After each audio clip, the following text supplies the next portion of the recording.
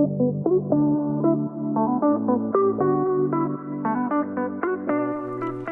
everyone, welcome to another episode of Turn This Way with me, your host and mindset coach, Jenn Radkey. Today, we're talking about a topic that impacts us all, labels. Specifically, the identity labels we place on ourselves or that others place on us. Labels can shape our beliefs, actions, and even our sense of worth. And today, we're going to unpack how they can affect our mindset and well-being. Before we get started, if you are near your journal or a piece of paper and a pen, go ahead and grab them. If not, that's okay. You can just think about your answer. I want you to take a minute and list the characteristics you or others use often to describe you. Examples could be nice, stubborn, optimistic, shy, outgoing, intelligent, etc. So go ahead and pause the podcast, write down your list, and then push play. All done? You may have associated with these labels for as long as you can remember. Others may be new, but they all have a similar effect on how you view yourself. Labels like the responsible one, the anxious one, the ambitious one, or even labels associated with our career, our relationships, or our past experiences can create powerful beliefs about who we think we are. While these labels might seem harmless or even comforting at times, they often limit our potential and keep us boxed into certain patterns. Let's talk about why that happens and how we can start breaking free from these limiting labels. Let's start with why labels can feel comforting. Having an identity label can give us a sense of belonging and understanding. For instance, if you're labeled the organized one, you might find comfort in having a well-defined role in your family or workplace. It's predictable and it provides a sense of structure. But here's the issue. These labels don't capture the full picture of who we are. They're oversimplified, often based on single aspects of our behavior or personality. When we buy into a label, we tend to filter all of our actions and decisions through that one identity, limiting the variety and richness of who we can be.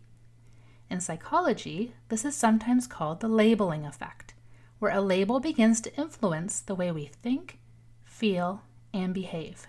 For example, if you identify as the introvert, you may shy away from social situations, even if you're actually capable of enjoying them.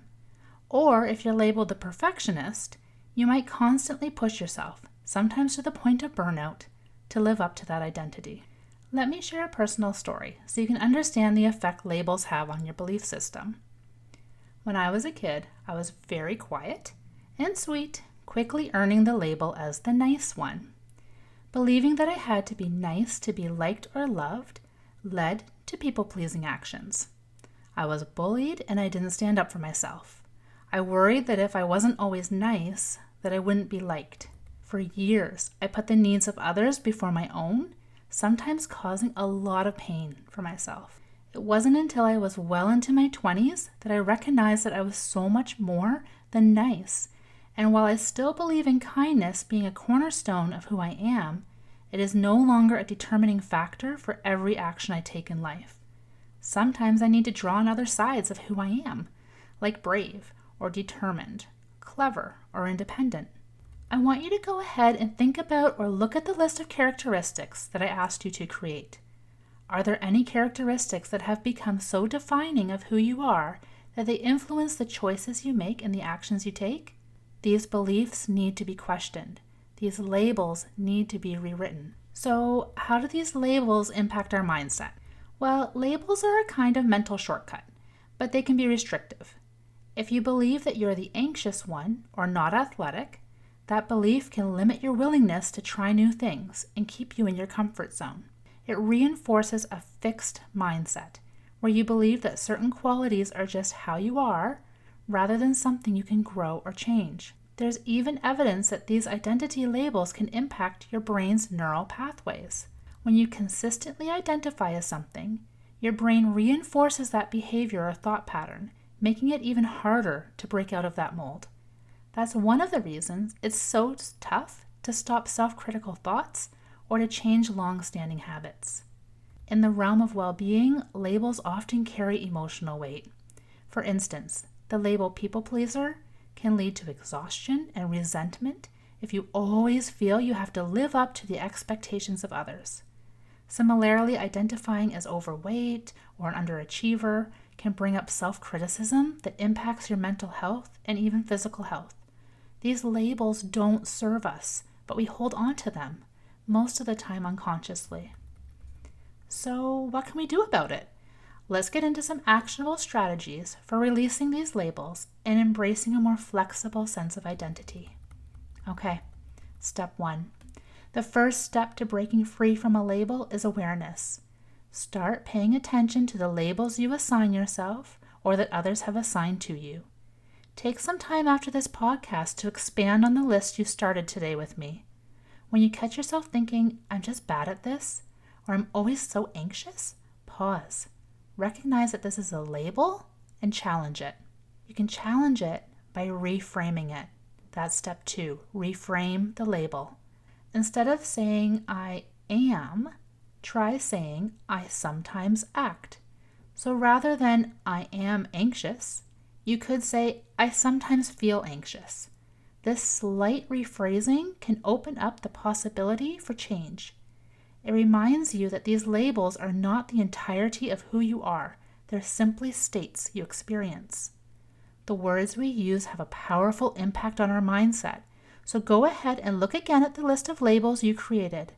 Switch each of them to an action statement. The label nice becomes the action, I often treat people with kindness. The label then becomes removed. Okay, step 3, explore a growth mindset. A growth mindset reminds us that we're all a work in progress. Rather than thinking, I'm not good at math, consider thinking, I'm working on improving my math skills. When you embrace a growth mindset, labels lose their power. You're no longer boxed in by a fixed identity. Rather, you're focused on evolving and learning. Step 4, experiment with new experiences. To break free from identity labels, try something that doesn't align with the labels you've been given. For instance, if you're always labeled as the introvert, challenge yourself to engage in more social interactions. If you're labeled not athletic, consider joining a beginner's fitness class just for fun. By stepping outside the bounds of your usual identity, you start to prove to yourself that you're more than any single label. The last step is to practice self-compassion. Recognize that releasing labels takes time, and it's okay if you don't change overnight.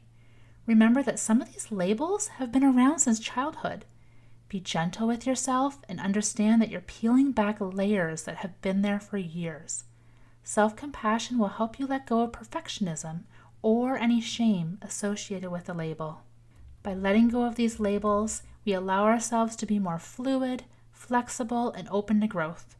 The goal isn't to avoid all labels forever, it's to avoid letting them define us entirely.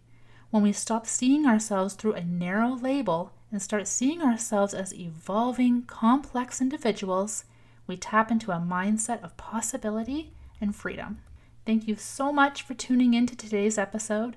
I hope you found some inspiration to start peeling back the labels that don't serve you and to explore the endless potential of who you can become.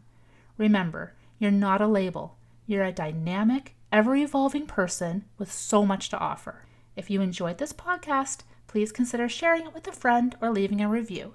It helps the podcast grow and reach more people who might benefit from it.